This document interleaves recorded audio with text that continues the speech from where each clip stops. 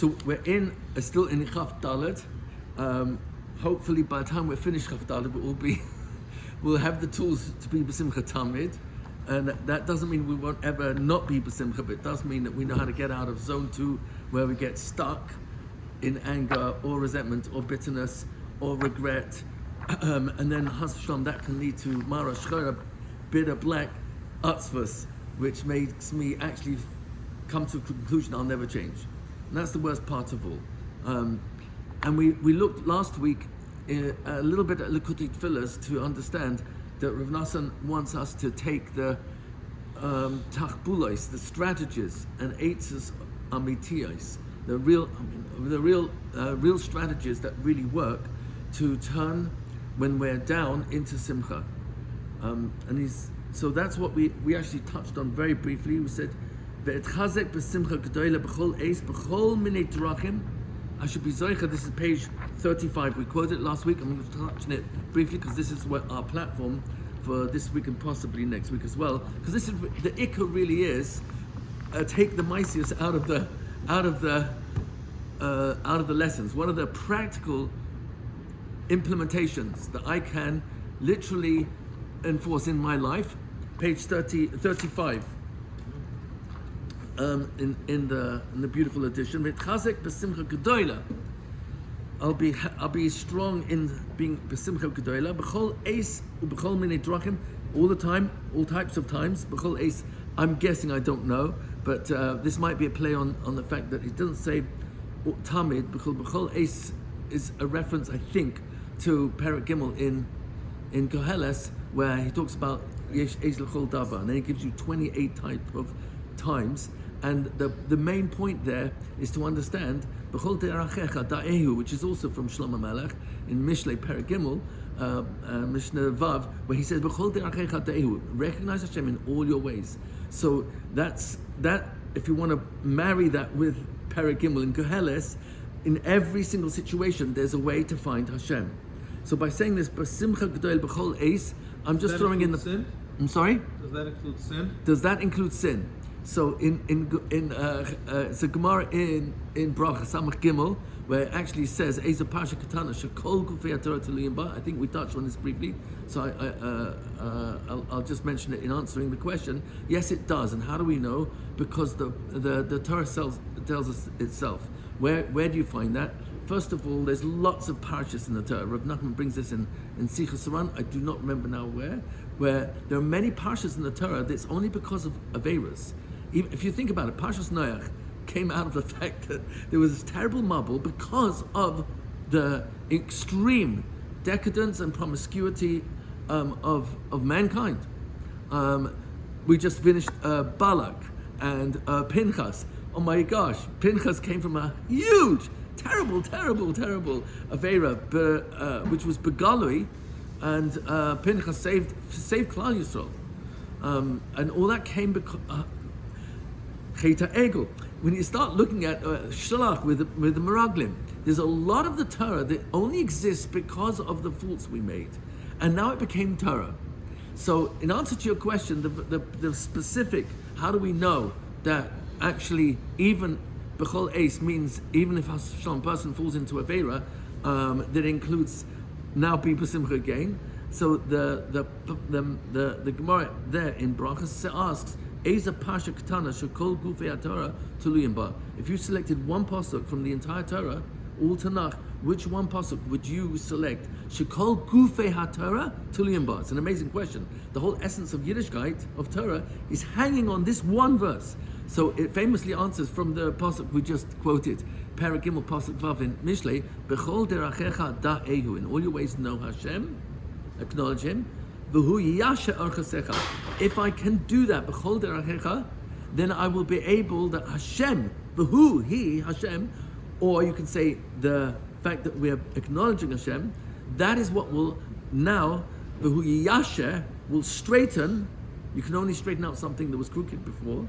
So this will straighten out all your paths. So I quoted, I think, the Chidazal in Avodas HaKodesh. She quotes the Arizal, and it's brought in Ben Yehoyada also on Brachas and Chav Ches, where Rabbi Yochanan says, "Ulvash yispal adam kolayim kulay." So comes along the Chidazal, and says, look at the Rashi Tevis of B'chol Derachecha Da'ehu. It spells out Badad. Have Hespoidus. The Sofi Tevis is Lamed, which means 2 or 4. Chaf-Vav is the Gematria Yud Kei Vav Kei. So have Hespoidus to Hashem. That is how you can know Hashem in all your ways. Comes along Amarava Afilu L'Dava Aveira. What does B'chol Derachecha add? Even for an Aveira, Da'ehu, you can still acknowledge Hashem. And Rav Nachman himself said, if I did the worst Aveira imaginable, 1 second later I'll be back to the Sadiq Kamal that I was a second before. It's a ridiculously simple concept that we live inside thought, and we're always one thought away from a new thought. And the one thought of teshuvah actually matters, actually counts. And it's in that we understand that even afilu dava avera. Now, if you look at the Hebrew art scroll, I'm not sure if it's in the English one. In the Hebrew art scroll, in the footnotes on that Gemara, Samach Gimel, B'chol Derachecha Da'ehu actually brings a Rashi that is not quoted in this Rashi. It was not printed in this Rashi, where it says afilu dava avera. Rashi in our Gemaras brings a very unique type of avera, where Eliyahu Navi built a bama outside the Beis Hamikdash, which is an Issa D'Oraisa, and there's a whole explanation. Well, a Navi is allowed to get away with something like that if it's Hoirasha, it's Eis Lasais. But the other Rashi, which is not quoted in our Talmud, which is in old manuscripts, which the Christians messed up with in the 13th century with their constant censorship of the Talmud, there it says Aveira Mamash. So it's not referring to just an exceptional case, where the Gemara is Pashup Pshat, Afilu Aveira Mamash, a real Aveira, no matter what it is, Da'ehu, you can still remember Hashem. So it really does go on everything. B'chol minei terachim, I should be b'chazek myself to be b'simcha at all times, in all types of ways, unativos and paths. We talked about this a little bit last week, the eitzes and strategies, the tachbulois, and it's another word for strategies. Eitzes really means more than that. We talked about that last week. The word eitz. Eitz is a tree, and tree branches out. So a real good eitzah is when you have a multiple effect of good things that come because of the right eitzah. And that's why it's so important. Don't get eitzahs from bochrim. Don't get eitzahs from people who are enraged by what you're going through, because then their emotions are getting biased in their narrative of your narrative. Go to Talmidei Chachamim, Anshe Mada, that's Lashon of Peleyoitz in Ois Daiga. Go to people who are listening in Zone 3. Zone 3 is in recovery.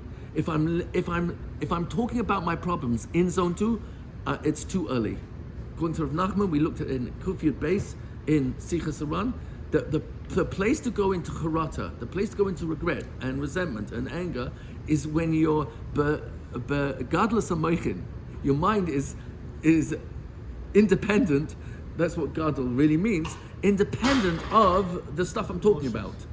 So I'm visiting this discussion about how badly I was raised, or what mistakes my parents made, or how I messed up on the first marriage and I didn't take the right lessons into the second marriage, and now I'm suffering the second time round, third time round. And then before you know it, I'm so stuck there that I'm stuck in Zone 2.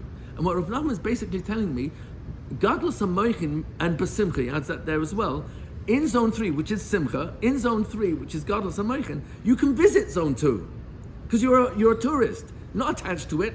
And if I notice I get sucked into Zone 2, get out. I'm still not ready. Wait till you're in Zone 1 again? Zone 1 is Olam Hazeh. Whatever's happening to us in the moment is Zone 1.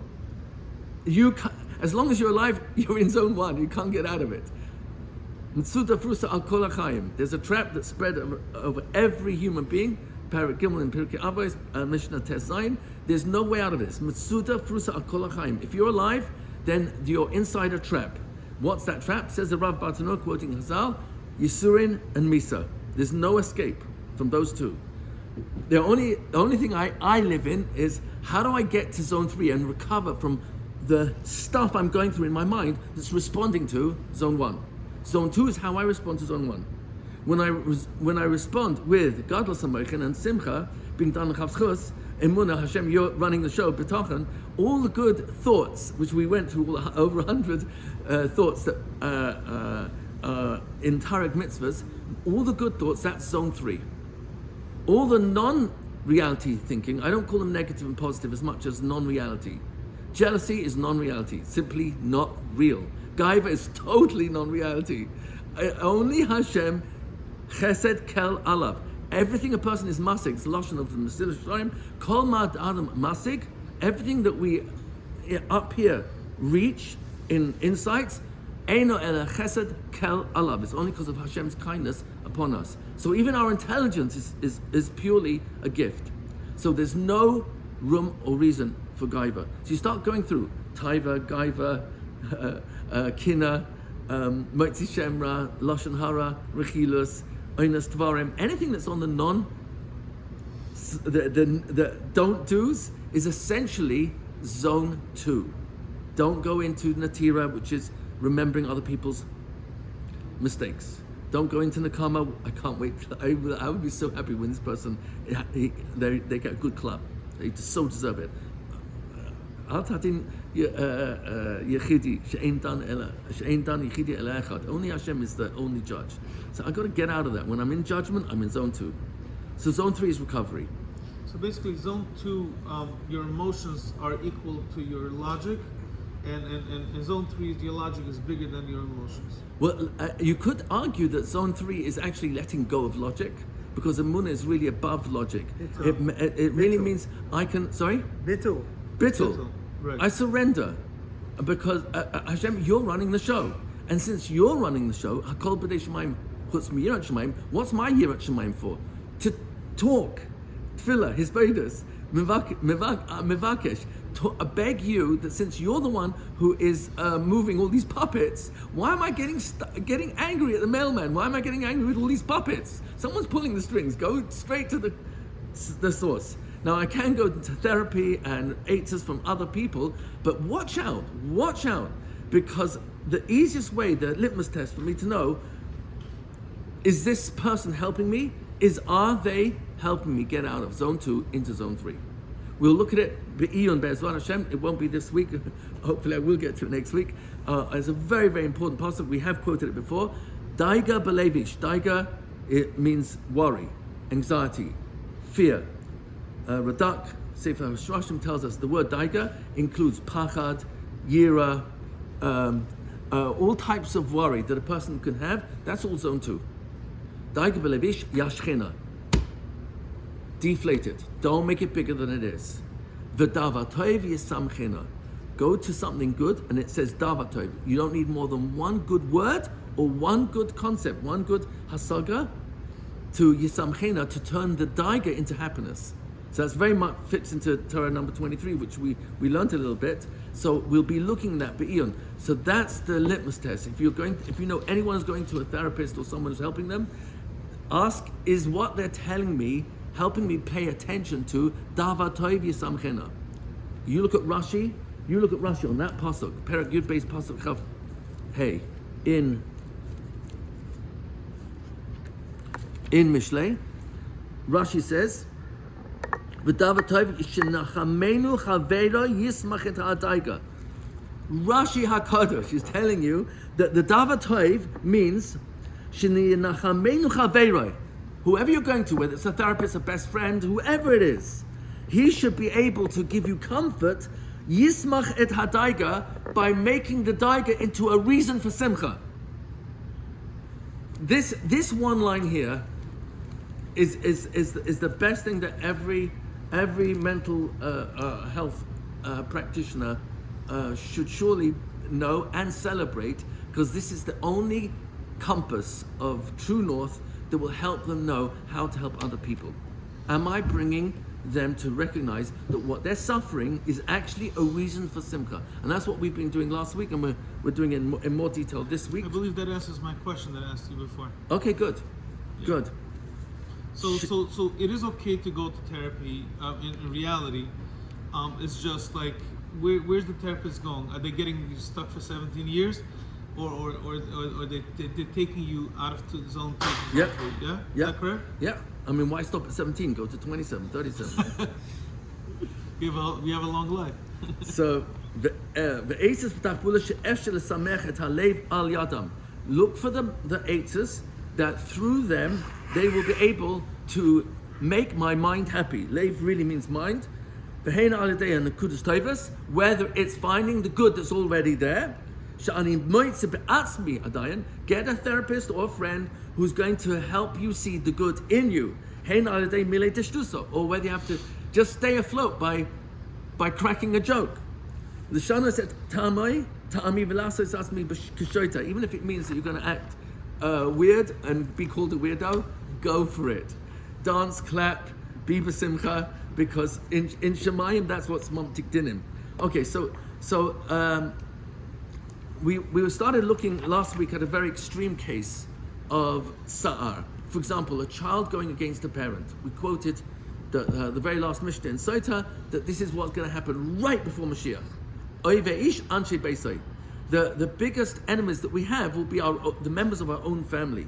So if a person has Shalom is suffering that way, we started looking at different ways to look at the Nekudas Tovas, or what's the bright side, or what might be a reason that what we're going through is actually going to be a reason to be b'simcha.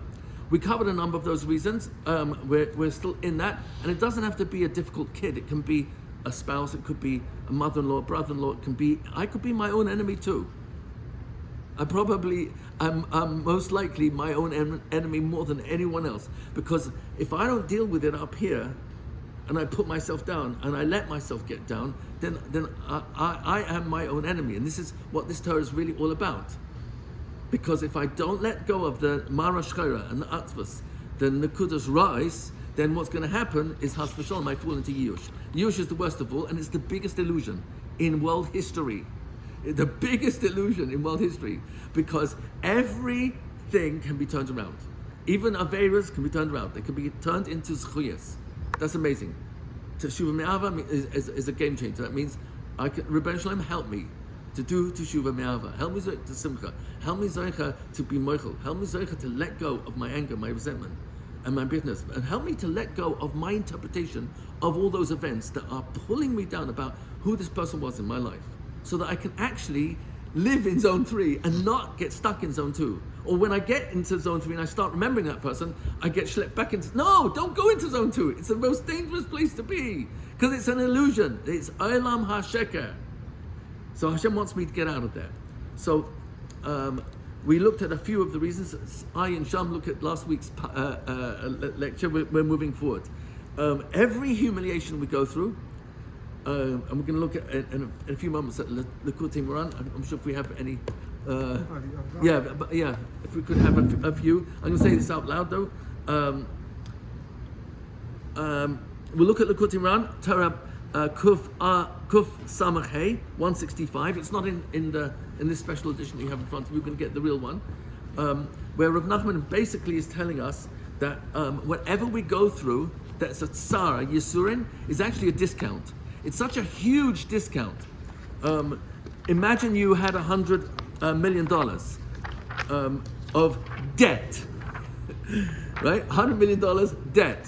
I know someone right now who's in that position. You know, when businessmen get into really big deals and something looks extremely tempting, they can leverage a lot of money from different places, banks and private loans. And if Has v'Shalom, the deal goes sour at the wrong time, then the banks are chasing him and all the private creditors. It's a horrible place to be. I'll never forget Donald Trump on one occasion. He was with his daughter when she was very, very young, walking on the streets of Manhattan, and there's a blind gentleman there. I actually remember him on the same street on Fifth Avenue, Midtown, and he had a tin of pencils, nicely sharpened, and people would put whatever, a prut or whatever it is inside, and take a pencil, and many people just put the money and didn't take the pencil, and he would give them a blessing. And so Trump put money in there, and he said, turned to his daughter, he said, do you know that right now, where I'm holding in my finances, this gentleman here is $800 million richer than me. Thank God he got out of that, and he's Baruch Hashem in the plus, and God should continue to bless him in every way. But the point is that a person could be $100 million in debt, and that could really weigh down on a person. Do you agree that might weigh down a little bit on some people? Okay. So now imagine that the creditors decided to ask him to pay 1 cent on every $1 million. Did I share this last week? What would that equal? That means he can get out of a debt of 100 million by paying $100. Is that a good deal? It's a dream. So, yeah, well, it's a no-brainer. So comes along Rav Nachman. We're going to see right now in Torah Kuf Samach Hey that whatever a person goes through is actually a discount. How should I respond to the Yisurin? So in Kuf Samach Hey, we'll learn it together in the first Chilek. I'm sorry. V'ahavta l'reacha kamoecha ani Hashem. You got the place? Yeah, yes. Love your friend like you love yourself. Ani Hashem. That's actually very important. The last part's actually very important. Hainu. What does it mean? Shetikabel be'ava. You should accept with love kol hara'os, all the terrible things, v'ayisurin, and suffering, habayim alecha, that come upon a person. Kiroi sheteda, because a person, it really is fitting to know.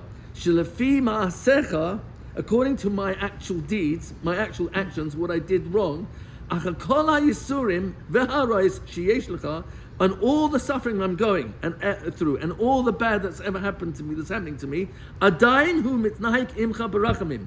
Hashem is still actually responding to me with rachamim. What I'm going through is actually rachamim. Ki haya magir lecha yosem yoseh.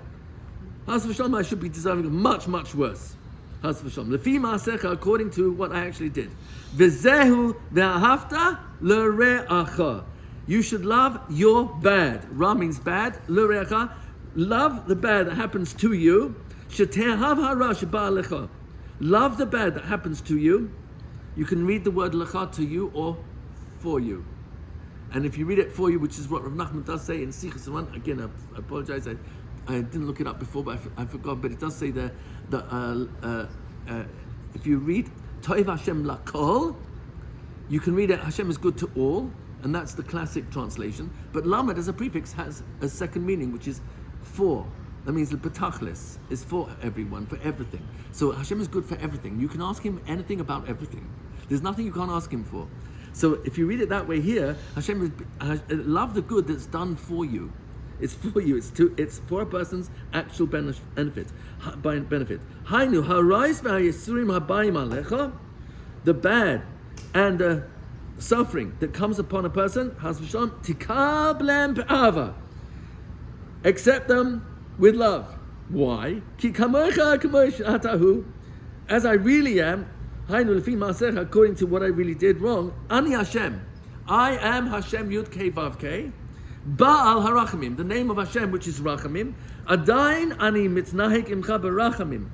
I'm actually giving you this as a discount. This is discounted Yisurin. And therefore, this is what Rav Nachman is telling us, live in zone 3. Don't get stuck in zone 2. Get to zone 3. What's zone 3? Even if Has v'shalom, a person goes through Yisurin, here's a way out. We quoted previously, last week I think we did Kuf Tzadik Hey, Ba'at Tsar Hirchavtali. In the Tsar, while I'm in it, in the Tsar itself, Hirchavtali, we actually gave room of many escape routes. There's more than one escape route for me to get out of this Tsar. But the most important escape route is not necessarily the tachbula, it's the exact physical things, people I've got to call, influences I've got to get in hold of to influence this person. The real place is over here, because that's where I'm actually experiencing the Yisurin to start with. That's where, once I'm in zone 3, over here, now you can visit all the strategies you want. Because you're not coming from tsar. You're not coming from this narrow place where I'm desperate. And I've got my narrative, which I need to explain to you and convince you. And if you don't understand, then you're obviously not the right person for me to talk to. And before you know it, I'm just searching for the right people to listen to. That's just a ridiculous form of control, manipulation. Surrender, bittul, is what we're really looking for. Eventually, you're running the show, it's not them. Help me be a better me. That's how I can get out of this. So that's a kuf samach hey. Everything is basically a huge discount. Number 8 of this Nisoyan is actually an invitation for me to find the strength inside me to forgive this child or forgive that person. And even if I'm not ready there, I can say to them, please, Rabbi Shalom, help leverage me to get there. What's one of the ways to leverage yourself to get there? When a person lets go of anger towards another person, which is lo titar, don't hold a grudge. Says Rashi, lo titar is a lashon shmira. Natira is always a lashon of shmira. I'm guarding the negative memories of what people said and did to me. So when I let go, I actually get the mitzvah of kol ha-merachim ala briyas, merachim alav min hashmayim. So it's a huge thing to actually ask Hashem, please help me. The Gemara tells us, it's Gemara in Shabbos, I think it was Kufiyot Tes, I don't remember now. I think I have it somewhere in my notes. Kol ha-merachim ala briyas, anyone who has rachmim, but they don't deserve it. But I'm going beyond the ikar din, and I'm going to be merachim on them. Rechem is the 3-letter shorish. It's the womb. The womb is a place of pure rachamim. The child has nothing in the womb to deserve insulation and protection and nutrition and warmth. Everything. It's got everything it needs. And it doesn't deserve it. It has done nothing except a few kicks and punches. It has done nothing to deserve all the benefits it's getting in this protected womb. And so rachamim, when I'm merachim on someone who doesn't actually deserve it, lifi on paper, then Hashem, I'm forcing you to be merachim on myself. Kol merachim ala briyas merachimim alav min hashmayim. So Hashem is forced to be merachim on me. So if I can find it in the right place in my heart, in my mind, to let go of my anger or resentment, or has v'shalom, desire for vengeance against a certain person, or my own child, or my own spouse, or whoever it is, or ex, or whoever, it makes no difference who it is, I'm actually benefiting who the most? Myself. So why wouldn't I go there? So there are ways to leverage upon oneself. Rebbeinu Shalom, this is not about vengeance. I'm the one who benefits the most. Help me have that rachamim. It might be a real struggle, but it's worth the struggle. And if I still haven't found it in me, keep begging. Rebbeinu Shalom, help me. I can't do this alone. Number 9 of this is that your neshama shines when a person goes through Yisurim. It's actually a kuf ayin in Likutim Ran, so it's only a few Torahs off the previous one. Kuf ayin. Sorry. So in kuf ayin we'll look at it quickly. It's not a very long Torah. Using like the womb as an example, so it sounds like zone 3 is to get to a point where we realize we never left the womb. We never left the womb. Excellent. Yeah, I'm totally in Hashem's hands. Excellent. Brilliant insight. Yeah. This world is kulei rachamim. It's all Ava. Ava and Rachamim are synonymous because every single time throughout Tanakh, whenever the Targum, which is part of the Masei from Sinai, Gemara Megillah Daf Gimel tells us that the Targum came from Har Sinai. So this is a Mipia Gvura. The Targum on the word Ava is Rachamim. Every time. So that means they really are synonymous. It's actually the dictionary touch of Ava. So we live in a world that's Kulei Rachamim. So look at Kuf Ayin. Hashem, this is a pasuk he's going to unpack from Tehillim Perek Gimel, pasuk base. It's a famous pasuk. Hashem, Ma Rabu Sarai. How many are my sufferings? Rabim kamim alai. Many people have stood up against me. Many people stand up against me. So Rav Nachman now points out, Ki kol echad lefi nishmasai. Every person according to his particular neshama. Ulefi avoidasai. And according to where he's holding in the service of Hashem. Kach yesh lo yisurim. That's how he's going to get yisurim. I guess in quantity and quality. Yesh lo yisurim min banav. Some people have yisurim from their children. Now I'm just quoting now from the original text, which I had to put in because the text we have in front of us, I assume you also have the same text, does not include the original text. So for whatever reason, Rav Nosson took out the next word umi ishtai, umi aviv, and from his father that you have, and the next one he also took out, and I'm putting it back in umi imoy and his mother. I'm guessing that the Nashim might, if they read this, they might take slight offense, but only slightly. Umishachin, and from any neighbor. He's going through everybody, just anybody in the immediate family and beyond, including my boss and my clients and my co-workers and whoever it is. It makes no difference. V'yeshum b'madrega gedola. There's people on a higher madrega mimenu than one we just described. V'yesh lo yisurim mishchenim rechoikim. Not only do they have from the immediate family and the shchuna they live in, but even neighborhoods beyond, all over Monsey. V'yesh gadol mimenu. Some people have a bigger neshama. V'yesh lo yisurim mikol ha'ir. The whole town, the whole city. V'yesh gadol ma'oid. There's some neshamas which are so big. V'yesh lo yisurim mikol ha'olam. The whole world is against them. Some of us are young enough to remember when Breslov was a rude word in the Torah world. It was you get labeled and you might get some slight hisnagdos, very very very slight, and only now that it's become so popular, I'm extremely grateful for all the hisnagdos I ever had. It's v'yesh lo yisrael mikol ha'olam. Rav Nachman was a huge neshama, and he's talking about it's possible that the bigger you are, the more Yisurin you're going to be getting in your life. Now that's not very. Why is it? Because you're more sensitive. You feel more. Is that better? So I'll give you an example from Mike Tyson, world undefeated champion in boxing. So he actually broke when he was in, I think it was in Second World War in Vietnam. I don't remember when now. He broke all the knuckles, the bones in his fist, and he did so much physical therapy on it, and he worked on himself so much that his punch got stronger because of the physical exercise that he did, and he became the undefeated world champion in boxing. And when he was asked, how did you do that? How did you do that? He said, I forced my body to take on more than it could handle, so that I became stronger and stronger. So you do push-ups to a point where your muscles don't stay the same, don't get weaker, they get stronger. How do you do that? By putting the force of your body weight against the ground and only picking yourself up from your fingers or your full hand.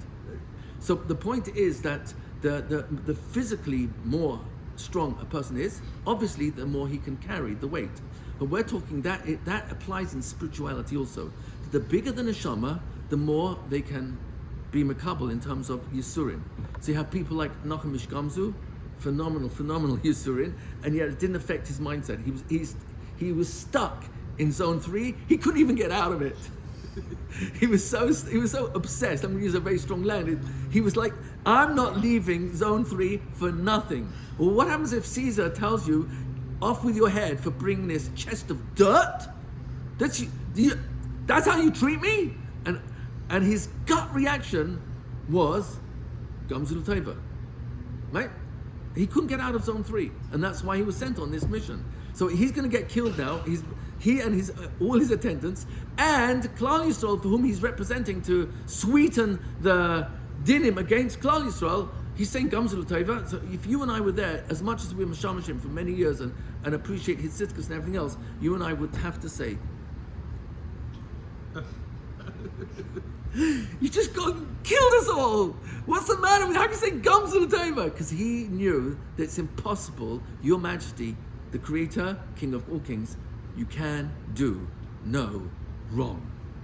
Immediately Hashem sends Eliyahu Navi in the guise of one of the ministers and says, your dear Caesar, with all due respect, the Jews are not known for being so stupid. You know, they got 22% of all Nobel Prize winners. I have a hunch that this might be the dirt that their forefather Abraham used against his enemies. So maybe we should check that out first. So Caesar says, you know what, you've got a good point, let's check it out first. And they tried it on the worst enemy that they didn't succeed in conquering for many, many years, and it worked straight away. Every piece of dirt turned into a dagger, a spear, and got rid of all the enemies. So they filled his chest with treasures, and he went back. So Nachum Ish Gamzu lived in that zone. So this is what we're reading now, is that when a person is spiritually higher than he was before, so now his muscles can carry more weight or take on more Yisurin. Now, that's not... It sounds like an encouragement, meaning if someone feels like they can't catch a break, right? So really what that means is, based off of this, It means like, no, actually, you're a greater person than you thought you were. Excellent. I think what you're saying is that in a certain sense, really, Hashem is giving you a huge compliment Yeah.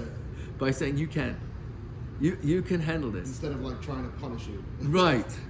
We're gonna see that maybe even today in Torah Mem Vav in Tinyana, where it talks about that Hashem would never give us an sign that we can't be omed, and omed didn't carry. It's a lotion of nicer carrying, so it fits very nicely over here. I think you're right on the money there. So the kol echad al yedei yisurim noise alav ha'anashim sheyesh lo yisurim mehem. When a person is suffering a lot, he actually carries, so to speak, on his shoulders. That's my addition, but he's carrying every single person who he has had yisurin from. Ki sheyesh lo yisurim mehem hu noise osam alav. A person is carrying them on his shoulders. What does that mean? If I'm carrying all these difficult people on my shoulders, that means I'm not collapsing. I'm not collapsing from whatever they're throwing at me. Insults, unkind words, klalas, Rahman al-Islam. Is there an expression, whatever doesn't kill you makes you stronger? Yeah. Whatever doesn't kill you, The Yisurim is actually a strength. it's all an invitation. And as much as we want bracha and hatzlacha and good mazel and everything else, what we're learning here is that actually Yisurin, we're going to see in just a few moments, is an invitation to bring out from ourselves what's shining inside that can't be seen from the outside. But Yisurin will release it. So let's see that. But how is it possible for a human being who is just flesh and blood, lisa alav kol kach anashim, that he will be able to carry so many people, every single person who's screaming at him, calling him names, insulting him, telling him that he's no good and he's dysfunctional because he came from dysfunctional parents who came from dysfunctional parents. So how can you carry so much? Because through Yisurin, a person's physical body is actually subjugated. It's actually nichna. It's through the humiliation is humbled. Kikol ha-Yisurim nikraim soros. It's a very important line here because it's a key to all times throughout Rav Nachman's works. Wherever he says Yisurin, it's synonymous to tsaros. All types of suffering are really called tsaros. I really believe in English the word sorrow comes from tsaros. So al shem shehem mitzarim. Now, why are they called tsaros? It's a very important word. The two-letter root of tsaros is sar. Sar is a design. Litzaya means to design. A tzaya is a designer. HaKadosh Baruch Hu is called Sur. Ein Sur Kelokenu, said Chana when she was davening for a child, and she had no children. Not only she had no children, she had no womb, so she couldn't have children. Not only that, she was way past child giving. She was 130 years old, and she's still praying for a child. Talk about Ein Shum Yush Be'olam Klal. So she was a real Breslov Chasida. So she said, Ein Sur Kelokenu. There's no one who is a rock as dependable as HaKadosh Baruch Hu. Says the Gemara, and we've quoted it before in Brachas, I think it's Daf Yud, says, Al Tikreit Surah, don't read it Surah Elat Tzaya, which is usually translated either as a designer or a painter. Both are really the same thing. Don't read Surah Elat Tzaya. Ein Tzaya Kelokenu. There's no one who is great as a designer as Hashem. And see the Radak on that pasuk, I think it's in Perek Base, pasuk base, in Shmuel. It says, the Radak says there, she was talking about her womb. She knew she had no womb, but Ein Tzaya Kelokenu, you can redesign my womb. So I don't have to be miyayish because I have no womb or because of my old age. And she just kept begging and begging. I'm not asking for a huge chacham. I'm not asking for tippish. Give me someone somewhere in the middle. And she was misnadev this child to the hekdesh to become a kohen as mashawet for Eli the kohen gadol, tzaddik emes of that generation, and her tefillahs were answered.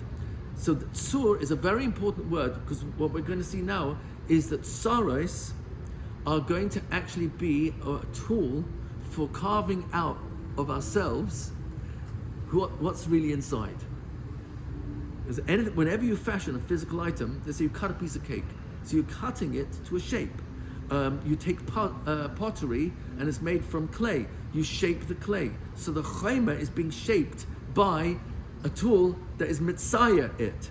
And if you were that pottery, that clay, I guarantee you it would be extremely uncomfortable for you to go through this. And if you were the dough that's being baked, it would be extremely uncomfortable as the isha is kneading the dough, and even more uncomfortable when you put it in the oven.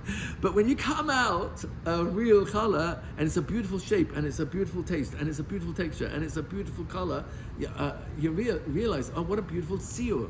So that tziyur is because of the tsar that a person actually goes through. So comes along Rav Nachman and tells us, Kol ha-yisrim nikraim tsaros, al shem shehem mitzerim, because they are being suffered, u'me'ikim, and pressed lahaguf, to the body. The body has to take a lot of pushing around. U'keshenichtat haguf, when the body is crushed, from a lotion of actually grinding.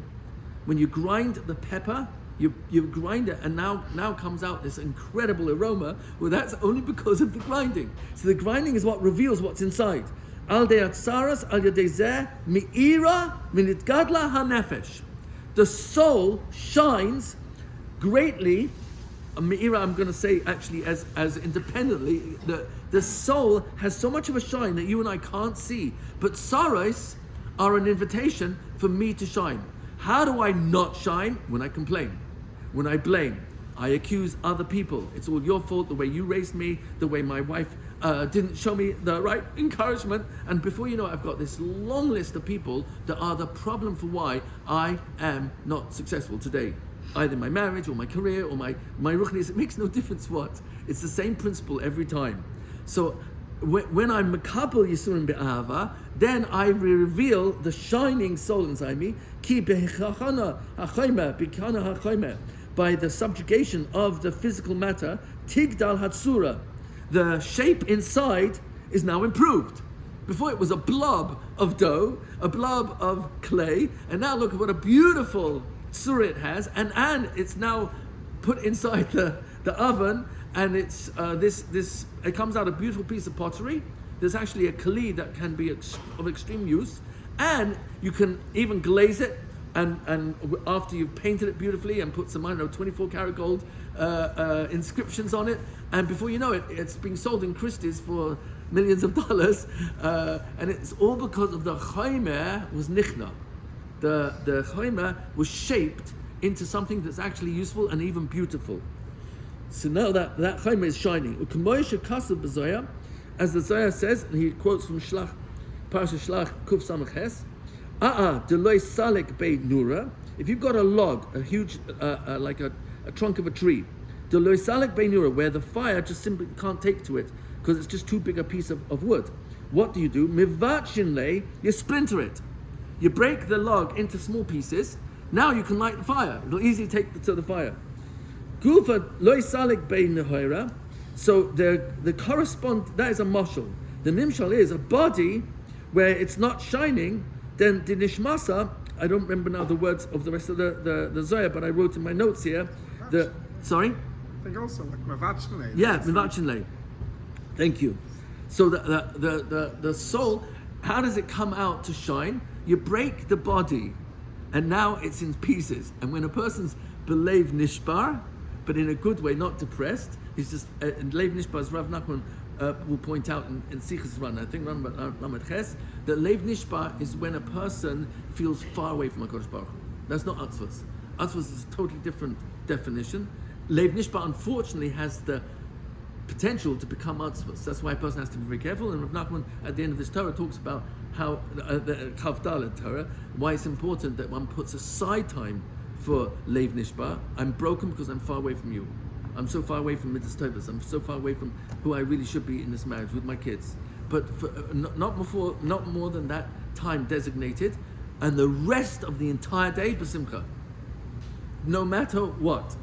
And when I'm pulled into zone 2, I say I'll deal with that in my Hispoides session with my ultimate therapist, 1-800 Almighty. Well, I'll take care of it then. But right now it's 23 hours pure simcha and 1 hour not ba'atzvus, leiv nishbar. So this all comes from the hachna of the body, and now we're seeing even the neshama, it's shining because the body's broken. My mind is, I'm broken because of who I should be. You mentioned that Lev Nishbar is like right next to the border of Atzvos. Yes. Right? So in theory, if a person is trying to dip into that Lev Nishbar and they're going over the line, so you'd almost say it's better not to do that then. It's better not to do that. But Rav Nachman gives us a litmus test. He brings it in Simon Memhei in Sichas Haran. He says, how do you know if your hisbodedus is good? So if you come out at the end, b'simcha, it's a very good sign. So you had Lev Nishbar, but there's a tremendous, what you might call a relief, or even release, of having got this off my chest with the ultimate therapist, and knowing that you can, hakol yakol, there's nothing you can't do. And I'm really going to the source. So even if before my next session with my ultimate therapist things seem to be even worse than before, nevertheless the real simon for me knowing that I haven't fallen into Atzvos is I actually come out b'simcha. If I'm not b'simcha, that's a very good indication that I'm not ready for it. I'm not ready for it. I've got to Adjust your technique. I've got to talk about it's brought in Siach Safek Kodesh. I know there's a new edition, it's beautiful edition. I think it's 3 volumes. The old one is 8 volumes. So I still only remember really from the 8 volumes. So it's in Chelik base. I think it's actually in Ois base. So Rav Nachman was quoted saying, when a person starts his bodhis with complaints about what's not going right in his life, which a person's just being real to himself, and that's part of his bodhis. I'm just being real to myself. I'm having a hard time, and I need you to help me because I can't do this alone. And it's really getting me down. And it can even come out as complaints. So Rav Nachman said, is there anything you want to say thank you to Hashem for? Meaning, start the hisbodedus. That's what it says there. Start the hisbodedus with thank yous, because at least I'm giving it a context. Because if I start straight away my therapeutical session with what's going wrong in my life, with my wife, with my kids, with my health, with my business, with my career, with my spiritual, off in the wrong way. so I'm going right into the black dot in the middle of all the white. So Hashem says, why are you starting there? First say thank you for some of the things that you have got, and then you can deal with this much better, having first created a context for life is good. I am still healthy, generally speaking. What a celebration to come out of the bathroom. Huge! Monthly! Pele, ployim! It's a huge celebration. Even as things are coming out, simcha, all the garbage is coming out, all the toxicity from it. I don't want it sticking in my... I had surgery twice today. Before I came in this morning, I had surgery twice, toxicity in my body, and it came out. And I'm so grateful.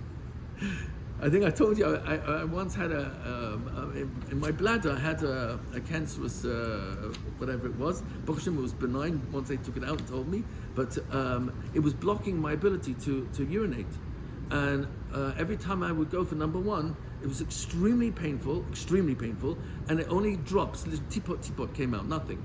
And I didn't realize it was because the first diagnosis was urine infection. Another diagnosis was just stress. But it ended up being, I'm sure it was from stress in the end, but it ended up being an actual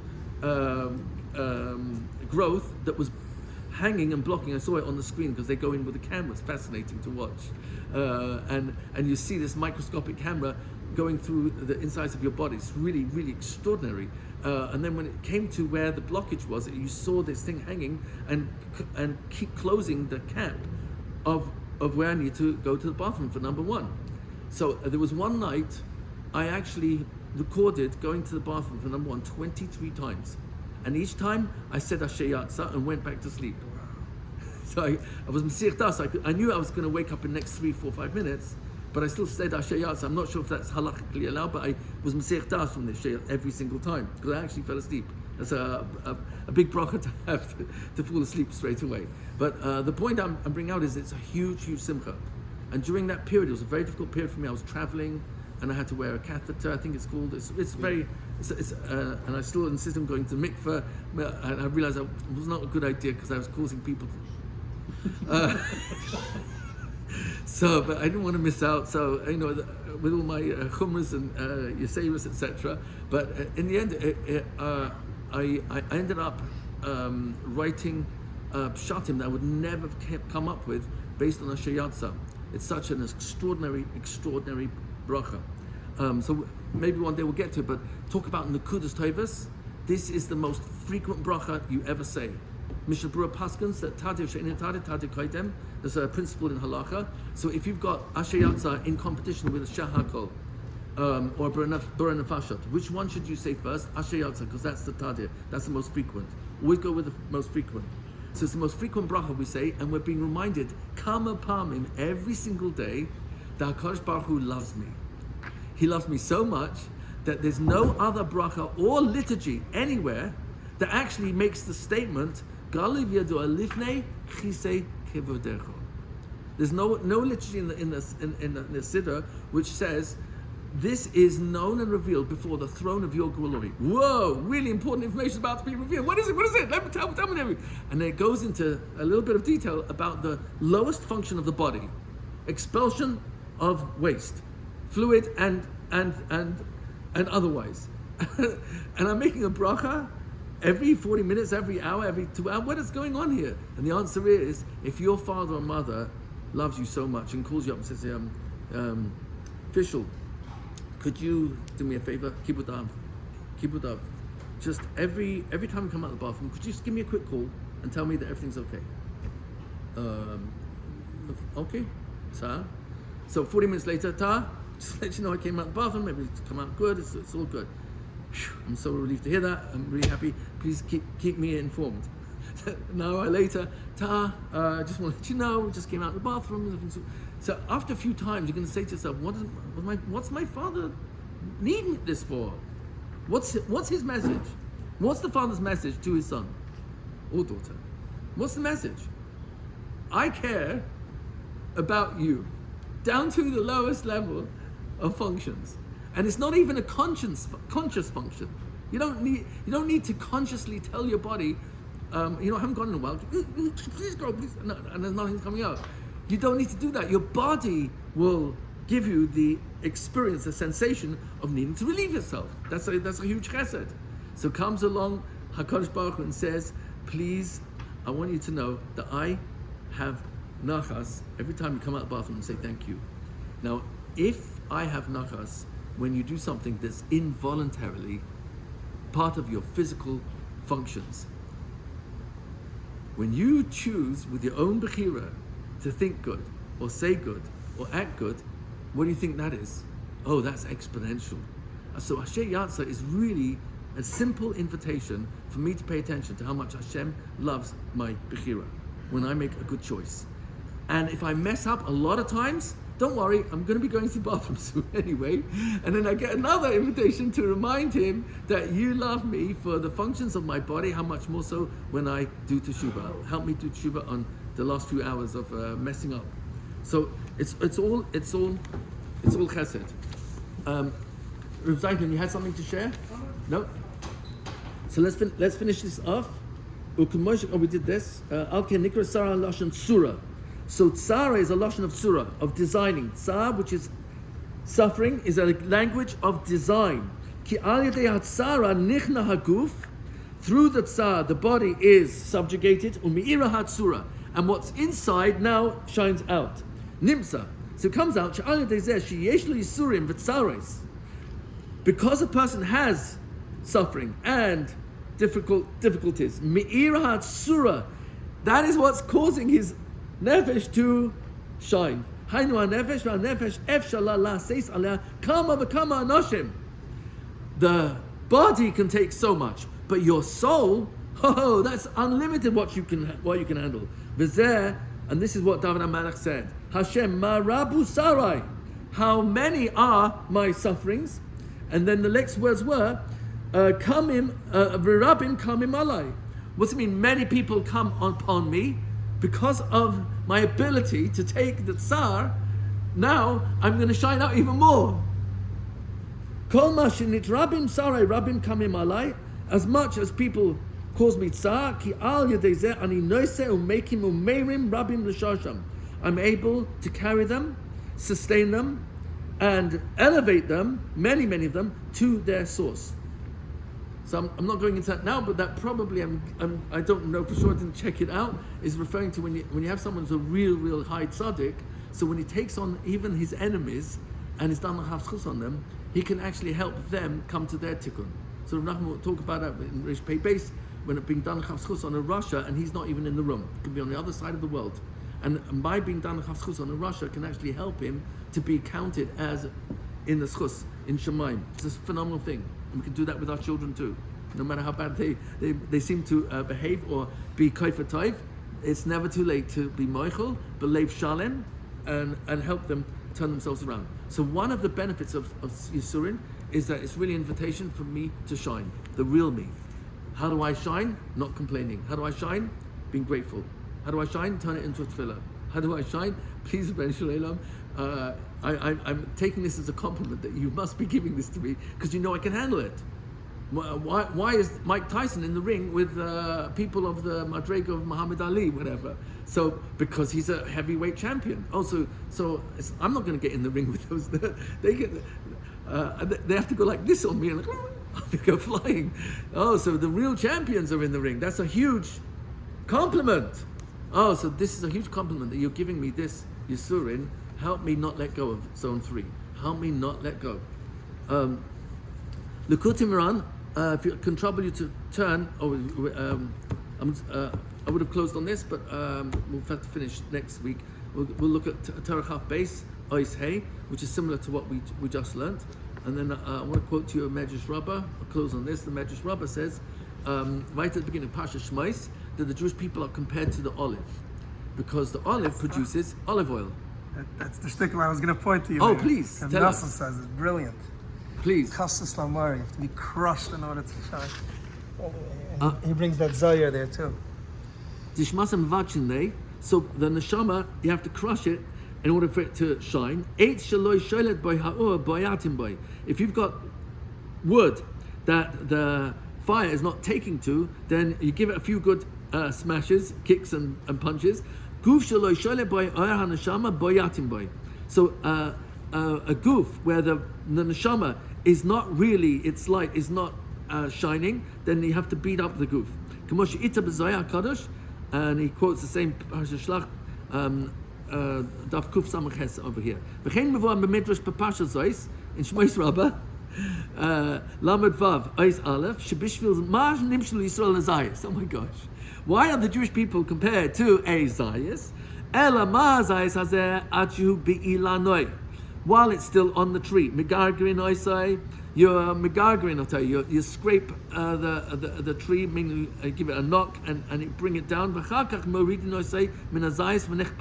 After you've given it a good shake and it falls off, now you crush it. Sorry. When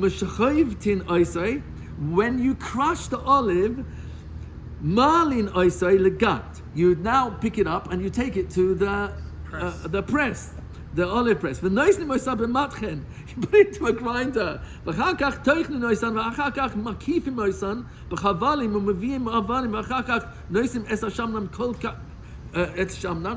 put it in the press, and even after you put it on the press, you bring ropes and you force the millstones, these hard stones, force it down with even more pressure because you want to get every last drop out of this olive. Kach. And that's how Hashem is grinding us.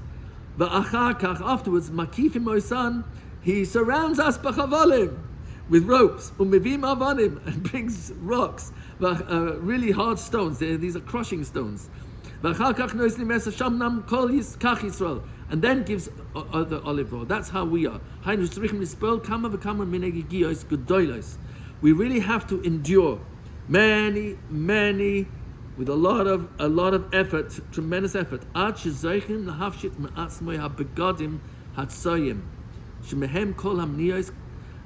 much effort we need till we actually get rid of the outside of us, the begadim that don't belong on us. And from there, that's where all our maniyas are coming from.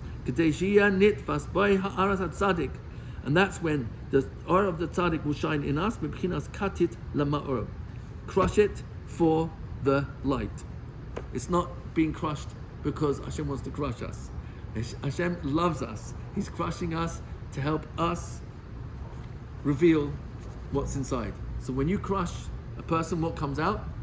Whatever's inside. So if I'm an angry person and I get crushed, it's not Hashem punishing me. It's for me to see me. It's for me to see what comes out when I'm crushed. And when it's anger, okay, so the anger's coming out, I got to work on it.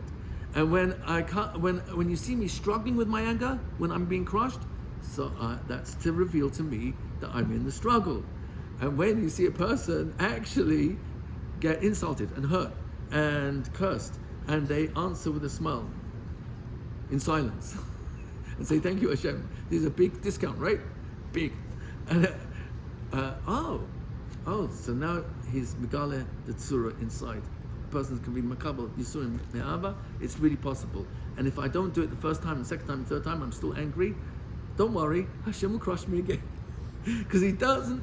Hashem makes no junk, and he'll give me another chance, and another chance, and another chance, until I get past the struggle and start shining. And that's why we're in this world for 120 years. Hashem will not give up on us. He won't give up on us. Hopefully we won't give up on us. As Hashem will see the Torah in the Chaf Beis next week. Shkoyach for showing that. Amazing. Yeah, it's a brilliant stick. Yeah. So I'm going to put that right here because I didn't remember where it was. Several places, but here he says about Kastas Lamai. Right. Crushes us, and that's when we can shine. Where's the Likutei Halachos? This shtickle is in Elkas B'tzias Hapas Hey Ois Kav Daled. B'tzias Hapas Hey Ois Kav Daled. He brings it in different forms. He brings it also by Loiska. Perfect. Yeah, but so this is a big motivator for me to get more into Likutei Halachos. I've got more to call upon because it's all there. It's all there. Halachos is just brilliant. Yeah. Any questions, comments, criticism? Amazing. That's my comments. Shkoyach. Shkoyach. Or amazing criticism. No. Unbelievable.